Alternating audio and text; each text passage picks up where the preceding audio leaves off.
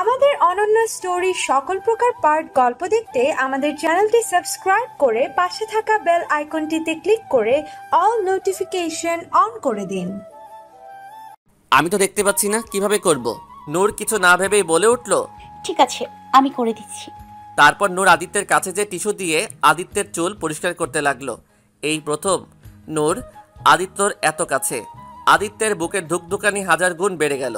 নূরের শরীরের সেই মিষ্টি গন্ধটা আদিত্যকে পাগল করে দিচ্ছে। ও চোখ বন্ধ করে নিজেকে কন্ট্রোল করার চেষ্টা করছে।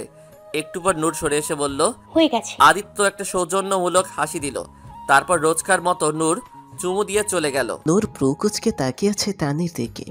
তানি আজ কেমন যেন আজই বিহেভ করছে, কেমন লাজুক লাজুক হাসছে। নূর কিছুই বুঝতে পারছে না এর আবার কি হলো। আজ ওদের প্রথম ক্লাসটা হবে না, তাই ওরা মাঠের কোনায় গাছের নিচে বসে আছে। নূর আর থাকতে না পেরে বলল, এই কি হয়েছে তোর বলতো, এমন আজীব বিহেভ করছিস কেন? তানি লাজুক লাজুক ভাব ধরে বলল, ইয়ার একটা ঘটনা হয়ে গেছে জানিস? না বললে কিভাবে জানবো? কালকে। কি কালকে? মানে কালকে। নূর এবার বিরক্ত হয়ে বলল, কাল কাল করছিস, ঢং না করে বলবি কি হয়েছে। কাল আবির আমাকে প্রপোজ করেছে। একদমই বলে উঠল তানি। নূর যেন আকাশ থেকে বলল, ওর বান্ধবী তলে তলে এসব করছে আরও জানিই না। নূর উত্তেজিত হয়ে বলল, কি, কখন, কোথায়, কিভাবে? আর তুই আমাকে আগে বলিসনি কেন? কাল একটা রেস্টুরেন্টে নিয়ে গিয়েছিল, ওইখানে ফুল দিয়ে প্রপোজ করেছে আর আমিও হ্যাঁ বলে দিয়েছি। নূর খুশি হয়ে তানিকে জড়িয়ে ধরে বলে, ওয়াও ইয়ার, আমি তোর জন্য অনেক খুশি। আবির ভাইকে দেখতে তো ভালোই মনে হয়, তোকে খুশি রাখবে। তারপর নূর তানিকে ছেড়ে দিয়ে বলে। তানি লাজুক হেসে মাথা ওপর নিচ নাড়ালো, মানে হ্যাঁ। নূর আবার বলল, তোকে এই লাজুক ক্যারেক্টারে দেখে আমার না ভীষণ হাসি পাচ্ছে, বলেই হাসা শুরু করলো নূর। তানি প্রকুচকে অভিমানী সুরে বলল, তুই আমাকে এভাবে বলতে পারলি? এরকম একটা বিষয়ে যে কোনো মেয়ের লজ্জা পাওয়াই তো স্বাভাবিক, আর তুই কি না? তানি মুখ ফুলিয়ে থাকা দেখে নূর মুচকি হেসে বলল, আরে আমি তো মজা করছি, আমি সত্যিই তোর জন্য অনেক খুশি। আচ্ছা চল একটু লাইব্রেরিতে যাই, আমার একটা জরুরি বই লাগবে। ওরা দুজন উঠে লাইব্রেরির দিকে গেল। আর তানি হেঁটে হেঁটে লাইব্রেরির দিকে যাচ্ছে। হঠাৎ নূরের কানে কোথা থেকে কারোর গানের সুর ভেসে আসে। নূর ভাবছে এত সুন্দর করে কে গান গাইছে। নূর আনমনে সেদিকে যেতে লাগলো। যেখান থেকে গানের সুর আসছে, নূর হাঁটতে হাঁটতে একটা রুমের সামনে এসে দাঁড়ালো। হ্যাঁ, এখান থেকে গানের সুরটা আসছে। নূর আস্তে করে দরজাটা খুলে দেখার চেষ্টা করলো কে গান গাইছে। নূর বুঝতে পারলো এটা কোনো অডিটোরিয়াম, হয়তো কোনো প্রোগ্রামের রিহার্সাল চলছে। ওর স্টেজের দিকে তাকাতেই ওর চোখ কপালে উঠে গেল। এটা তো আদিত্য, তার মানে উনি গানটা গাইছে। ওনার মতো রাগী মানুষ আবার গানও গাইতে পারে ভাবছে নূর। আদিত্য স্টেজে চেয়ারের উপর বসে গলায় গিটার ঝুলিয়ে চোখ বন্ধ করে হাত দিয়ে গিটার বাজিয়ে গান করছে। স্বপ্নে তার সাথে হয় দেখা, বসে বসে ভাবি তাও একা একা।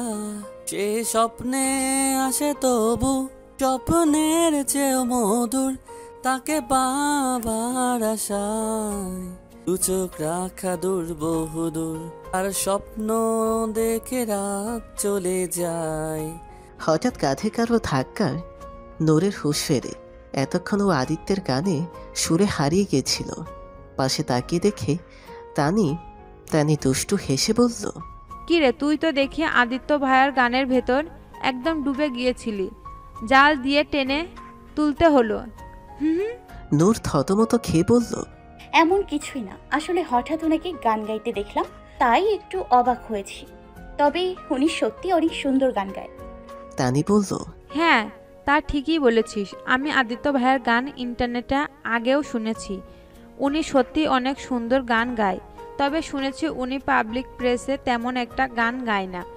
ইন্টারনেটেও গান ওনার ফ্রেন্ডরাই আপলোড করে, উনি কখনোই করেন না। শুনেছি সামনের ভার্সিটির নবীনবরণ উৎসবে আর কালচারাল প্রোগ্রামের জন্য প্রিন্সিপাল স্যার আদিত্য ভাইয়াকে গান গাইতে বলেছে, তাই হয়তো গানের রিহার্সাল করছে। নূর তানির দিকে অবাক হয়ে চেয়ে বলল, বাবা, তুই এত খবর কখন রাখিস? তানি একটু ভাব নিয়ে বলল। এটাও একটা ট্যালেন্ট, বুঝলি? হয়েছে, এখন চল যাই। চল মানে? এখানে এসে আদিত্য ভাইয়ার সাথে দেখা না করে চলে যাবি? এই না না, আমাদের এখানে দেখলে কি না কি ভাববে কে জানে। তার চেয়ে বরং চল এখান থেকে চলে যাই। নূর তানিকে এক প্রকার টেনে নিয়ে চলে গেল ওখান থেকে। আদিত্যের গান গাওয়া শেষে আবির সিট থেকে উঠে দাঁড়িয়ে হাতে চড়ে চড়ে তালি দিতে দিতে বলল, ওয়াও ওয়াও, কে আবার একদম ফাটিয়ে দিচ্ছিস ব্রো। তাসিরও সাই দিয়ে বলল, হ্যাঁ, আদিত্য সত্যি অনেক সুন্দর হয়েছে। হয়েছে, তোরা থাম এখন। তোরা জানিস না এসব আমার একদম ভালো লাগে না। প্রিন্সিপাল স্যারের রিকোয়েস্ট না করলে আমি কখনো এমন পাবলিক প্লেসে গান গাইতাম না। আবির গাল ফুলিয়ে বলল, হ্যাঁ হ্যাঁ জানি তোর এসব ভালো লাগে না, কিন্তু bro this is not fair. তোর দরকার নেই, অথচ আল্লাহ সব ট্যালেন্ট তোরই ঢেলে দিয়েছে। আমাদের মতো অসহায় গরিব দুঃখীদেরও তো কিছু ছিটে ফোঁটা দিতে পারতো, তাই না? আমরা তো মনে হয় খালি কমেডি করার জন্য এসেছি দুনিয়াতে। আবিরের এমন অসহায় ভরা কথা শুনে তাসির আর আদিত্য দুজনেই হেসে দেয়। ক্লাস শেষে নূর আর তানির রোজকার মতোই চলে যায় ওদের গন্তব্যস্থলে। ওরা যেতেই প্রতিদিনের মতো আবির আর তাসিরকে দাঁড়িয়ে থাকতে দেখল। নূর আর তানি ওদের কাছে যেতেই আবির তানিকে একটা চোখ মারল। তানি লজ্জায় লাল হয়ে গেল। নূর মুখ টিপে হাসছে। তাসির নূরকে বলল, আদিকে প্রিন্সিপাল স্যার একটু ডেকেছে, ও একটু পরেই চলে আসবে, তুমি যেয়ে বসো। নূর মাথা ঝাঁকিয়ে চলে গেল। নূর যেতেই আবির তাসিরকে বলল, শোন না, তুই থাক, এখানে আমি একটু আছি। তাসির প্রকুচকে বলল, তুই আবার কোথায় যাচ্ছিস? আদি আমাদের এখানে থাকতে বলেছে, তুই জানিস না? আবির বলল, তুই তো আছিস, আর আমি একটু পরেই আসছি। চোখ দিয়ে ইশারা করে তানিকে দেখে বিড়বিড় করে বলল, একটু বোঝ না ইয়ার। তাসির আর কিছু বলল না। আবির তানির হাত ধরে চলে গেল ওখান থেকে। তাসির মনে মনে বলল, বাহ, কি দিন এসে গেছে তোর নাসির। দুই ভাই প্রেম করবে আর তুই দাঁড়িয়ে দাঁড়িয়ে পাহারা দিবি। কি ভাগ্য তোর, একদম সোনায় সোহাগা। নূর বসে বসে বোর হচ্ছে। আদিত্য কখন আসবে কে জানে। নূরের শুধু বারবার আদিত্যের সেই গান গাওয়ার মুহূর্তটা মনে পড়ছে। কি সুন্দর করে গান গায় উনি। ওনার সব কিছুই একদম পারফেক্ট। যে ওনার জীবন সাথী হবে তার ভাগ্যটা সত্যি অনেক ভালো। ছি ছি, এসব কি ভাবছি আমি? ওনাকে নিয়ে আমার এসব ভাবাই একদম ঠিক না। ওর একটা দীর্ঘশ্বাস ছেড়ে সামনে তাকিয়ে দেখল অনেকগুলো কৃষ্ণচূড়া ফুল নিচে পড়ে আছে। নূর এগিয়ে গিয়ে নিচে বসে ফুলগুলো একটা একটা করে হাতে তুলে নিল। নূরের মাথায় একটা বুদ্ধি এলো। নূর ওর ব্যাগের ভেতর থেকে একটা সুতো বের করে ফুলগুলো দিয়ে একটা মালা তৈরি করলো। ও মুখ দিয়ে গুনগুন করে গানের ধুন বের করছে। মালা বানানো শেষ হলে সেটা নিয়ে মাথায় মুকুটের মতো করে পরে নিল। নূরের খুব খুশি লাগছে। ও নিজে নিজে কিছু ক্রিয়েট করতে পেরেছে এটা ভেবে। আদিত্য হন্তদন্ত হয়ে আসছে নূরের কাছে। ইস, কত দেরি হয়ে গেছে। প্রিন্সিপাল স্যার ছাড়ছিলই না। মেয়েটা চলে গেল নাকি কে জানে। না না, যাবে না নিশ্চয়ই। গেলে তো তাসির আমাকে বলতো। এসব ভাবতে ভাবতে আদিত্য এগিয়ে যাচ্ছে। নূরের কাছাকাছি আসতেই ওর কদম চেয়ে থেমে গেল। নূরের গুনগুন শুনে কি সুন্দর কোকিলের মতো মিষ্টি সুর। শুধু গুনগুনই এত মধুর। না জানি গান গাইলে কত মিষ্টি লাগবে। আদিত্য নূরের আর একটু সামনে যেতেই আদিত্য আরও বেশি স্তব্ধ হয়ে গেল। মুগ্ধ হয়ে চেয়ে রইল নূরের দিকে। সামান্য একটা ফুলের মুকুটের যেন ওকে পরীর মতো লাগছে। আদিত্য ভেবে পায় না এই মেয়েটা ওকে আরও কতভাবে পাগল করবে। দিনে দিনে এই মেয়েটার নেশায় চরমভাবে আসক্ত হয়ে পড়ছে। আদিত্যর ফোনটা বের করে ফট করে নূরের একটা ছবি তুলে নিল। নূর এখনও আদিত্যের উপস্থিতি টের পায়নি। কোনো কিছু শব্দ পেয়ে নূর মাথা উপরে তুলে দেখে আদিত্য এসেছে। নূর সাথে সাথে দাঁড়িয়ে যায়। নূর দাঁড়াতেই দেখে আদিত্য কেমন মুগ্ধ নয়নে ওর দিকে তাকিয়ে আছে। নূর লজ্জা পেয়ে যায়। লজ্জায় মাথা নিচু করে ফেলে। লজ্জায় দোকান লাল হয়ে যায়। নূরের এমন লজ্জারাঙা মুখ দেখে আদিত্য আরও পাগল হয়ে যায়। উফ, এই মেয়েটা আজকে আমাকে হার্ট অ্যাটাক দিয়েই ছাড়বে। আদিত্যের এভাবে তাকিয়ে থাকায় নূর অনেক অস্বস্তিতে পড়ে যায়। মাথা নিচু করে হাত দিয়ে ওড়নার আঁচল পেঁচাতে থাকে। আদিত্য ব্যাপারটা বুঝতে পেরে মাথাটা ঝাঁকিয়ে নিজেকে ঠিক করে বলে, এটা কোথায় পেয়েছো? নূরের মুকুটের দিকে ইশারা করে নূর আমতামতা করে বলল, নিচে ফুল পড়েছিল, ওগুলো দিয়ে বানিয়েছি। আদিত্য একটু অবাক হয়। যেখানে আজকালকার মেয়েরা দামি দামি ব্র্যান্ডের কসমেটিক আর অর্নামেন্টস ব্যবহার করে নিজেকে স্টাইলিশ প্রেজেন্ট করায় ব্যস্ত, সেখানে এই মেয়ে সামান্য ফুলের মালা দিয়ে নিজেকে সাজাচ্ছে। ও সত্যি সবার থেকে আলাদা, একটা পিওর সোল।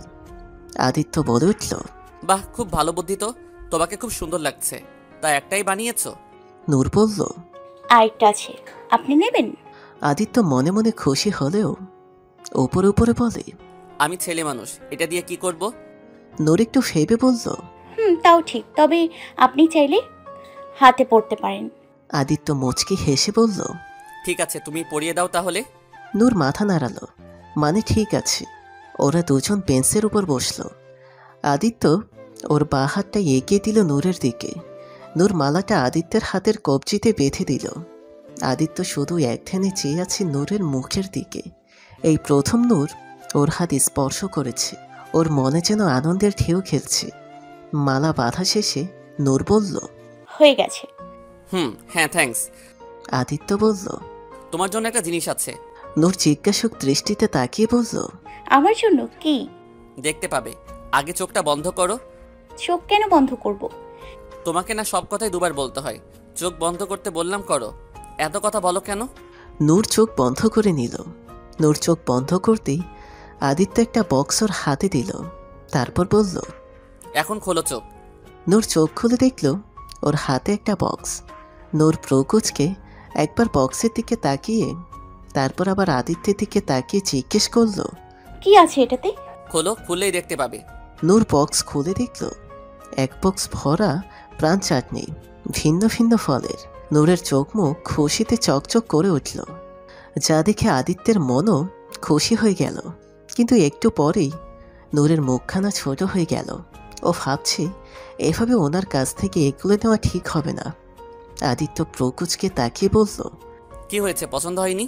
নূর ইতস্তত হয়ে বলল, না তা না, আসলে আমি এগুলো নিতে পারবো না, এটা ঠিক দেখায় না। নূরের কথা শুনে আদিত্যের রাগ হতে লাগলো। ও গম্ভীর হয়ে বলল, কেন নিতে পারবে না? এখানে বেঠিকের কি আছে? তানির কাছ থেকে নিতে পারলে আমার কাছ থেকে নিতে কি সমস্যা? নূর কাচুমাচু করে বলল। কিন্তু নূরের কথা শেষ করতে না দিয়েই আদিত্য বলে উঠল, ব্যাস, কোনো কিন্তু না। আমি বলেছি নিবে মানে নিবে, that's final, no more arguments. আদিত্যের এমন ধমকিতে নূরের আর না বলার সাহস হয় না। নূর মাথা ঝাঁকিয়ে রাজি হয়ে যায়। আদিত্য যেন হাঁপ ছেড়ে বাঁচে। যাক, শেষমেশ রাজি হয়েছে। আদিত্যের খুব ইচ্ছে করে নূরের চাটনি খাওয়া দেখতে, তাই ও বলে উঠল, তাহলে খাও। নূর একটু অবাক হয়ে বলে, এখনই খাবো? হ্যাঁ খাও, আমি একটু দেখি এমন টক জিনিস কিভাবে খাও তুমি। নূর আর উপায় না পেয়ে চাটনির একটা প্যাকেট বের করে। নূর উপরে উপরে যতই না করুক, ভেতরে ভেতরে চাটনি দেখে ওর মুখে পানি চলে এসেছে। আদিত্য না থাকলে কখন খাওয়া শুরু করে দিত। আদিত্যের সামনে একটু ইতস্তত করছিল, তবে এখন যখন আদিত্য নিজেই খেতে বলেছে তখন আর কোনো কিছু বাধা নেই। নূর একটা চাটনির প্যাকেট নিয়ে দাঁত দিয়ে প্যাকেট মাথা ছিঁড়ে খাওয়া শুরু করলো। আর আদিত্য চেয়ে চেয়ে ওর খাওয়া দেখছে। নূর প্রথমে একটু ইতস্তত বোধ করলেও পরে চাটনির স্বাদ পেয়ে আশেপাশের সব কিছু ভুলে যায়। ও চোখ বন্ধ করে মনের সুখে চাটনি খেতে থাকে। আসলে চাটনি নূরের একটা দুর্বলতা। নূরের চাটনি খাওয়া দেখে আদিত্যের বেহাল অবস্থা। নূর চাটনি খাওয়ার সময় বারবার ওর ঠোঁটে লেগে থাকা চাটনি জিহ্বা দিয়ে চেটে তুলছে, আবার খেতে খেতে বারবার চটার শব্দ করছে। চাটনির ঝালের কারণে নূরের ঠোঁট দুটো লাল হয়ে গেছে। এমন দৃশ্য দেখে আদিত্যের গলা শুকে আসছে। শুকনো ঠোক গিলছে ও, সারা শরীর কাঁটা দিয়ে উঠছে। না, আর দেখতে পারছে না আদিত্য এই ভয়ঙ্কর দৃশ্য। অন্যদিকে ঘুরে নিজের চোখ বন্ধ করে নেয় আদিত্য। লম্বা নিঃশ্বাস নিয়ে নিজেকে কন্ট্রোল করার চেষ্টা করে। আদিত্য একটু গলা খাঁচারে দিয়ে নূরকে বলে, থাক, হইছে, বাকিগুলো পরে খেও। আদিত্যের কথায় নূর একটু অবাক হয়। নিচেই তো খেতে বলল, আবার নিচেই না করছে। আজব লোক। নূর খাওয়া বন্ধ করে দেয়, তারপর বক্সটা ব্যাগে ভরে রাখে। অতঃপর নূর রোজকার কাজ করে চলে যায়। রাতের বেলায় আদিত্য শুয়ে শুয়ে নূরের দেওয়া মালাটা হাতে নিয়ে দেখছি। কি করছো তুমি আমার সাথে? এতদিনের শক্ত হয়ে গড়ে তোলা মানুষটাকে তুমি ভেঙে করিয়ে দিচ্ছ। এটা কি ঠিক করছো? মনে মনে এসব ভাবতে ভাবতে একসময় মালাটা বুকে নিয়ে ঘুমিয়ে পড়ে। নূরও বিছানায় শুয়ে আছে। নূরও বিছানায় শুয়ে আজ সারাদিনের কথা ভাবছে। আদিত্যের সাথে সময় কাটাতে এখন ওরও ভালো লাগে। ক্লাসে বসে আছে নূর, পাশেই তানি বসে মোবাইল গোতাচ্ছে। একটু আগেই প্রফেসর ক্লাসে নিয়ে চলে গেল। কিছু স্টুডেন্ট ক্লাসেই বসে আছে, আর কিছু বাইরে চলে গেছে। নূর অনেকক্ষণ যাবৎ একটা ম্যাট নিয়ে বসে আছে, কিন্তু কিছুতেই বুঝতে পারছে না। একটু পর তানিকে জিজ্ঞেস করলো, এই তানি, তুই কি ম্যাথটা বুঝতে পেরেছিস? বুঝতে পারলে আমাকেও একটু বল না। তানি একটা কাবলা মার্কা হাসি দিয়ে বলল, নূর, তুই দুনিয়াতে আর মানুষ পেলি না? আমার মেধা সম্পর্কে তোর ধারণা নেই। যেখানে তুই বুঝতে পারছিস না সেখানে আমি বোঝার কোনো চান্স নেই। আর আমি ম্যাথে কত কাঁচা তা তুই জানিস। নূর একটা দীর্ঘশ্বাস ছেড়ে বলল, এখন কি করব? তুই তো জানিসই আমার আলাদা কোচিং করার টাকা বা সময় কোনোটাই নেই। কোনো রকমে চাচার টাকা দিয়ে পড়াশুনো চালিয়ে যাচ্ছি। আলাদা কোচিং করতে গেলে অনেক টাকা লাগে। আর সবচেয়ে বড় কথা, ছোট মা আমাকে কখনো বাসার কাজ ফেলে কোচিংয়ে যেতে দেবে না। স্কুল কলেজে থাকতে কোনো সমস্যা হলে চাচা দেখিয়ে দিত। এখন তো সেও নেই, কিন্তু এখন এই নতুন ম্যাথগুলো কিছুতেই বুঝতে পারছি না। কি করি বলতো? তানি একটু ভেবে বলল, আরে চিন্তা করিস না, যে কোনো একটা উপায় বের হবে, দেখিস। তানি সামনে সিটে তাকিয়ে একটা ছেলেকে দেখতে পেল। তানি একটা রহস্যময় হাসি দিয়ে নূরকে বলল, এই নূর, সামনে তাকা, ওই ছেলেটাকে দেখ। নূর একবার ওদিক তাকিয়ে আবার তানির দিকে তাকিয়ে বিরক্তির সুরে বলল, আমি আছি আমার টেনশনে, আর তুই ছেলে দেখে বেড়াচ্ছিস। আরে পুরো কথাটা তো শোন। শুনেছি ওই ছেলেটা অনেক ব্রিলিয়ান্ট স্টুডেন্ট, কলেজে নাকি টপ করেছিল, বিশেষ করে ম্যাথ অনেক ভালো পারে। নূর বলল, তো তো মানে আমরা এই ছেলেটার কাছে যে যদি একটু হেল্প চাই নিশ্চয় মানা করবে না। কি বলছিস তুই? চিনি না জানি না এমন একটা ছেলের কাছে থেকে এভাবে হেল্প চাও কেমন দেখায়? আর তুই তো জানিস এভাবে হুট করে কোনো অপরিচিত ছেলের সাথে কথা বলতে আমার অস্বস্তি লাগে। আরে টেনশন নিচ্ছিস কেন? আমি আছি তো, আমি কথা বলিয়ে দিব। আর আমরাও তো ক্লাসমেটরা একজন আরেকজনের হেল্প করবে, এটাই তো স্বাভাবিক। এতে এত সংকোচের কি আছে? তুই চল তো। তানি নূরের হাত ধরে এক প্রকার টেনে নিয়ে গেল। ছেলেটার সামনে এসে দাঁড়ালো দুজন। হঠাৎ ওদের দুজনকে সামনে দেখে ছেলেটা হকচকিয়ে যায়। ওদের দিকে তাকিয়ে জিজ্ঞেস করে, ইয়েস, এনি প্রবলেম? কিছু বলবেন আপনারা? নূরের প্রচুর অস্বস্তি লাগছে। ও মাথা নিচু করে দাঁড়িয়ে আছে। তানি একটু মুচকি হেসে বলল, হ্যালো ভাইয়া, আমি তানি, আর ও নূর। ও, আমি Jabin, nice to meet you. তানি একটু বিনয় সুরে নূরকে দেখিয়ে বলল, আসলে ভাইয়া, এর একটু হেল্প লাগবে। আপনি যদি কিছু মনে না করেন, ওকে এই ম্যাথগুলো একটু বুঝিয়ে দিবেন প্লিজ। জাবিন একবার নূরের দিকে তাকিয়ে দেখল, তারপর সৌজন্যমূলক হাসি দিয়ে বলল, ইয়া শিওর, ওয়াই নট? আমরা তো ক্লাসমেট, একজন আরেকজনের হেল্প করতে পারি। দেখি দেখাও কোনটা বুঝতে পারছো না। তানি খুশি হয়ে নূরকে বলল, দেখেছিস, আমি বলেছিলাম না ভাইয়া নিশ্চয় আমাদের হেল্প করবে। এখন ম্যাথগুলো দেখাও নাকে।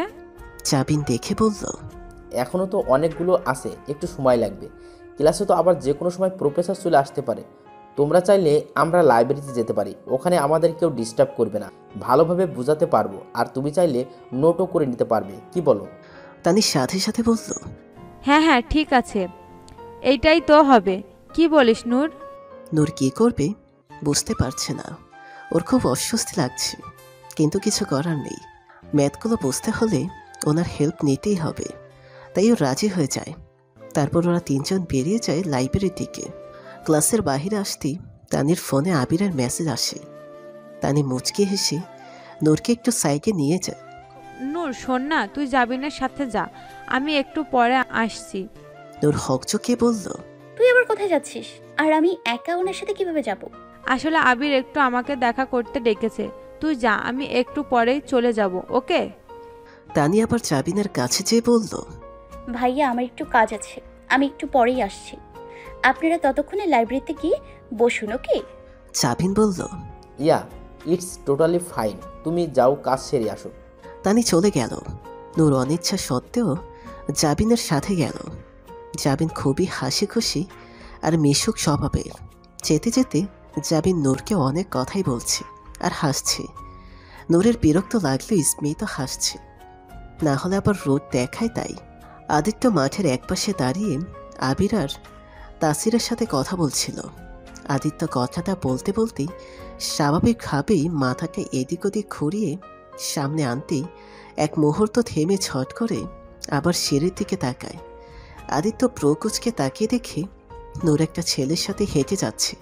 ছেলেটা কেমন বারবার নূরের দিকে তাকিয়ে হেসে হেসে কথা বলছে, আর নূরও তাতে সায় দিচ্ছে। মুহূর্তেই আদিত্যের মেজাজ কেমন গরম হয়ে গেল, চোয়াল শক্ত হয়ে এলো। আদিত্যের এমন এক্সপ্রেশন দেখে আবির আর তাসির অবাক হয়ে গেল। হঠাৎ ওর আবার কি হয়ে গেল? ওরা দুজন আদিত্যের চোখ বরাবর তাকালো, আর তাকিয়ে বুঝতে পারল রাগের কারণ। আবির আর তাসির দুজনই মুখ টিপে হাসছে। আদিত্য তাতে দাঁত চেপে বলল, তোরা থাক, আমি এক্ষুনি আসছি। কথাটা বলেই আদিত্য দ্রুত চলে গেল নূরের পিছে। আবির তাসিরকে বলল, বেচারা ছেলেটা কি জানি আজকের পর বেঁচে থাকবে কিনা কে জানে। বলেই আবিরের এক হাত দিয়ে তাসিরের এক হাতে তালি দেওয়ার মতো হাইফাই দিয়ে দুজনেই হাসা শুরু করে দিল। নূর আর জাবিন লাইব্রেরির ভেতরে ঢুকে একটা খালি টেবিল দেখে বসার জন্য এগিয়ে যায়। জাবির একটা চেয়ার টান দিয়ে নূরকে বসতে বলে। নূর বসার জন্য এগিয়ে যেতেই হঠাৎ ফ্লোরে থাকা কার্পেটের সাথে পা আটকে পড়ে যেতে নেয় নূর। পড়ে যাওয়ার আগেই জাবিন নূরের দুবাহু ধরে পড়ে যাওয়া আটকায়। নূর ভয়ে চোখ মুখ খিচে বন্ধ করে নেয়। ঠিক সেই মুহূর্তে আদিত্য চলে আসে। নূর আর জাবিনকে ওই অবস্থায় দেখে আদিত্যের সারা শরীর রক্তে টকবকিয়ে ওঠে। রাগের সপ্তম সীমায় পৌঁছে যায়। চোখ দুটো লাল বর্ণ ধারণ করে। হাত দুটো শক্ত করে মুষ্টিবদ্ধ করে নেয়। দাঁতে দাঁত চেপে বস্ত্র কণ্ঠে বলে,